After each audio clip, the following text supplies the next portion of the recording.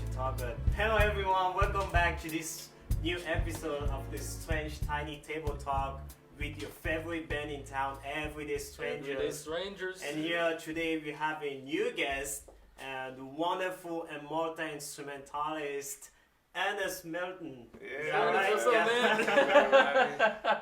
What's Vincent is here with me. My name is Nsikoh, and welcome again. And we hope you guys are gonna have a good time with us. So stick around and enjoy. Yeah. All right. Yeah, all right. What do we want to start with, man? What do we start? Like Ernest, you're a freaking awesome saxophone player. First thing first, and also you're from Kansas City area, I believe. Pretty much. We gotta precise that, you know. But tell us a little bit about your debut into music. Are you from a musical family? You know, what pushed you into music as well? I'm from a musical family on my father's side. He sings. He sung, he played trombone, and he played piano. So, and the dad's side was more musical. And then me and my sisters used to sing all the time. Then me and my oldest sister kept doing it as adults. So, I had a lot of influence, just family-wise. Yeah. I played with you and your sister last Saturday at the foundation. That was incredible, man. If you haven't gone to the foundation already, Yeah. you'll know when Ernest is there. Like before you walk in the building, it's like, I think Ernest is here tonight. He's playing. Yeah. Oh yeah, killer sax player. Man, I'm glad somebody. what's your trick? What's your trick, man? How do you get to where you are in your musical career? You know, or I don't know. I dropped out of school and just started playing. Jesus. And people. That's it. I mean, that's a simple answer. That's pretty much it. So you self-taught yourself? Yeah. What what it was is I took a lot of classical. I was classically trained first, and I had a few teachers. But at this point, the way I play is pretty personal. The way I approach it. I certainly feel that way when I hear you play. I can see that it's like you, you are playing, and you have a really specific timbre, really specific style of play, and you put on some sort of character. You know, when we see you live on stage, you know, it's like Ernest becomes Ernest. You know, you have double E. Double E. He plays one note over the whole For the whole changes. song. Yeah, It's possible. The trade. That's just laziness. Yeah, tell us how do you So I like. how do you develop that? The playing. Your personality into your playing, because even Miles Davis said it takes a long time to sound like yourself. Probably. Honestly, I've had a fairly isolated sort of situation, with just being being at home practicing a lot. It probably has a whole lot to do with it, because I wasn't being judged by teachers, from 16. Well, basically, from 16 to now, the judge has been mostly the band leader or the audience, along with me just practicing at home. So it's I think just my isolated approach to learning kind of helped that. Just it's no one else around you. Just be all you have is yourself. Yeah. Pretty much. Yeah. So I think that had a lot to do with it, and at least as far as the sound. I saw one of your video. I believe it was on Facebook, where you were playing two saxes, the hi-hat, and I don't know what was on your right leg. I don't know. It was probably a kick drum. Yeah. Yeah. And another one I saw you were playing piano. And that one. another gig I saw you were playing the bass. I came in and I'm like, okay, Ernest is on bass now. And That's it. Literally left, you know. That's it. I'll say the first instrument I actually asked for was a guitar, actually. So I didn't really choose to stick with sax till I was 16. I started sax at 10, but I was like, sax is better at 16. So I mean, it's better, it's easier, a few different reasons. Yeah. Okay. But at least for me, it is. But so anyways, from playing the guitar, the bass is just really simple guitar to me. True. But, so I can, so I did some, I had a little training in that a little bit. So, but far as I started messing with drums later, just like for writing stuff. That's really the only reason why not to play drums, because like I'll write a song, I didn't know what to tell the drummer to do. I was like, okay, this is a problem. So I got a drum set. And started figuring that out. Yeah, absolutely. Yeah, but that stuff. Yeah, that's the two horn thing. That was just a lot of free time.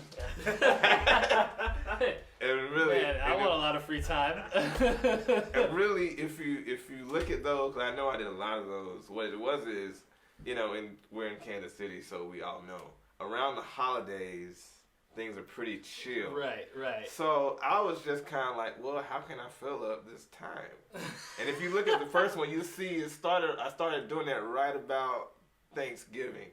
So right so about, soon, like pretty like in a month or so. Yeah. Oh, I'm not doing. Now that was the one time. I don't know about this year. We're getting there. We're looking for a number 2. We'll see.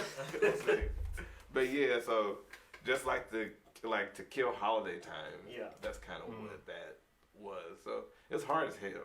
Like I cut my lip and shit. Oh my God. Sorry, I'm over. No, you're good. Yeah, man. Sorry. What? How did you do that? It's because it's like, Just going from one to the other, like. What it is, you have to like apply pressure over here. Right. And if you're not used to having your mouth that wide, then your lips over on this side of your mouth, you basically have to like cut your mouth a little bit. Yeah. To get it to. Oh my God. Yeah. So we don't advise you do that at home. It's like one of those like parental advice. Yeah. I don't advise anyone to try that. Don't do that at home. So, this has been done by professionals. And crazy people professionally. So would you say that, is it safe now to say that the saxophone is the instrument you would rather prefer or mostly chose to express more of yourself? No, not, in certain ways, every instrument has its things to it. Yeah. But they all work together to me, so I couldn't say like, sax is the best one. I have a favorite category, but I have favorites, but it's like I could if I spent time with any instrument, I could express myself on it. Absolutely. Yeah, but sax I spent the most time with. So sax at the moment, yes, but Then how would you describe your sound? Or maybe describe your sound and also describe the message you're trying to send to the audience, because you're very, very unique.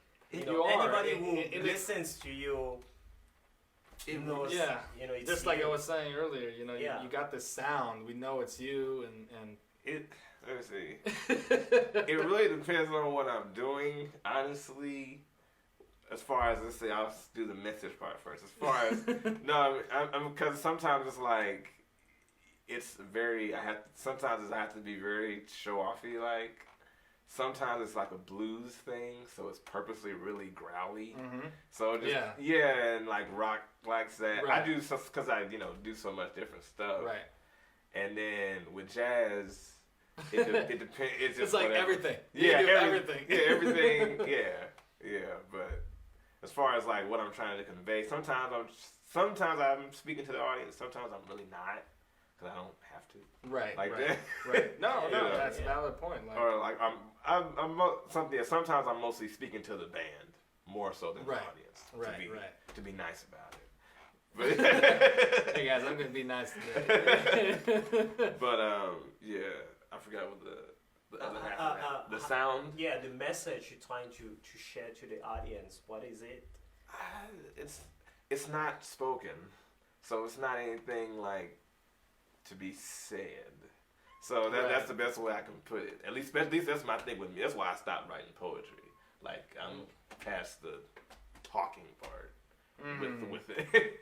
So I couldn't necessarily say it's this. So you said poetry, so you did write poetry? Yeah, but I didn't want to talk for a living, so right. I was like, yeah, I'll do music. But do you feel that through your music you're expressing exactly what you would have expressed if you were doing poetry? Do you feel that way? Is it something that you think, like through your saxophone, through your soloing, your expression is? For me, like sound is like music is so old. The language we speak just pales in comparison. True. So I'm Absolutely. like, I can't, Absolutely. I can't compare the two. You know, Agreed. but I know what you mean.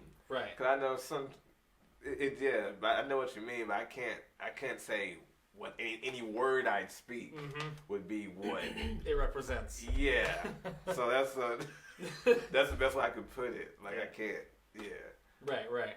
Yeah, because I know a lot of people, like, for me, one of the experience that I had with multiple, speaking with other musicians is their appreciation of color, the association of color and music, you know? Yeah, I know. So you got the idea of paintings, you got the idea of artistry, you got the idea of visual work connected to music, and now we're talking about poetry, which is a verbal type of artistry. And so we're trying to, in reality, kind of assemble this entirety of what is the arts, you know, and how each of them blend into each other. They do. I wouldn't deny that. But it's like, and even the same thing with sight, because I can't. And I know I have some friends that see colors and stuff. I never like, I don't have that. You know, like, you see colors, I don't. Yeah, I can't. But sight is another like ancient thing too, extremely. So I feel like I can look at something and write something, like music. I can do that. Yeah, at least I feel more in connection with visuals.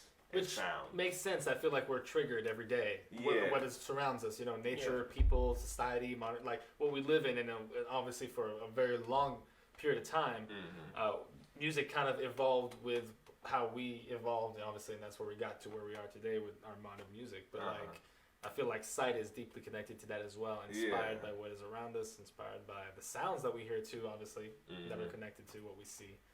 And so that's an interesting aspect of, like, I've always wanted to, like, you know, put the arts together in some sort of form, and I think that kind of encapsulates the idea of, like, how we grew with that. Yeah. For sure. Oh, that's interesting. Okay, I've never seen colors before. Yeah, me neither. And I have piano players. I know some drummers too that like the color. It's like no. I like the way everybody has a different, you know, approach to the art. You know, even some people, you know, like musicians like us, you know, when we do something, we always have appreciation for, you know, a different type of art, you know, as well. It's very, at the end of the day, I believe, or I think personally, that everything is kind of being connected in somehow, you know. Oh yeah, it's an incessant attempt. Yeah. It's like, What would you tell to the new generation or the people who are coming after us? We're still young. I don't know. I'm old enough to answer this question. You know, what would you tell them with your own experience? What would the message be for them? I mean, depends on the intention. Depends on this person's intentions. You mean like for a young musician? Yeah, like let's assume musician? a young musician come to you and say, "Hey, Mr. Ernest, you know, what would be the greatest advice you would give me today?" It's funny. Someone else, actually, some random kid on Instagram, recently was messaging me. He was like, and the basic thing I told him was what my classical, like I had a good classical director, and it's basically just go very, very slow. It's like everything. At least one thing about my playing, it's all about this attempt to relax. It's really not an angry. That's what I'm saying. People will hear you growl and think you're being aggressive. It's like you have to be so chill to growl like that. It's like it's not. Yeah, so it's not like a. And if you're trying too hard, then you're doing it wrong. Yeah. And you only get that relaxation from slowing it down. So that's just whatever it is. That's whatever you're working on, just slow it down. And the brain learns better like that. Yeah. You know, like, you know, your name or anything repeated at a relaxed, repetitious pace. You know, you're just gonna just lay in there. You know, so that's what I'd say for anybody just who wants to learn to play. Well, really, it works for anything, honestly. Yeah. You know that. Right. that's How to singing. properly talk, walk, Yeah. you know, Yeah. cook. Yeah. You know, a lot of things. Like, oh man, I burnt this again. Yeah. You were doing it fast. They're gonna stay right by the stove. You put the thing in the microwave, Yeah. burn everything. Like, Oh my god. Yeah, I've changed houses 4 times. The whole kitchen burnt down. Oh, wow. Man. Careful, you guys at home. I don't know which angle we're looking at, but yeah, don't let your casserole on the. So last question, Okay. Ernest, are you working on any projects right now? Because we know you have a couple of singles out already. By the way, where can people find those singles? On pretty much every platform, Spotify, Apple Music, Anything. yeah, anything. All the platforms. I mean, there's so many I forget. Yeah. Tidal, all of them. Wherever you go to get music, it should be there. Yeah. If not, come talk. Under your name. Yeah, Ernest Melton. That's Okay. my name. But Any yeah. social media profiles? What's your Instagram? My Instagram is Melton Ernest at Melton Ernest. Yeah. It's gonna be down there. Yeah. We'll have it in the link. You know, Yeah. one of those pop-ups things. You know, Yeah. It's, The Facebook is Ernest Melton, just the band page. okay. Yeah. Awesome. Yeah, it's pretty much just Ernest Melton everywhere. Okay. It's not a common name, so it should. That's good. It makes it more unique. It makes it more unique.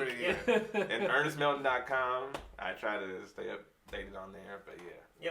Awesome. Yeah. So So- we'll make sure to provide all that. Any project you're Oh, yeah. working on right now? Sound Stories. That is the next album I am planning on putting out. I put out a few singles. They're also everywhere.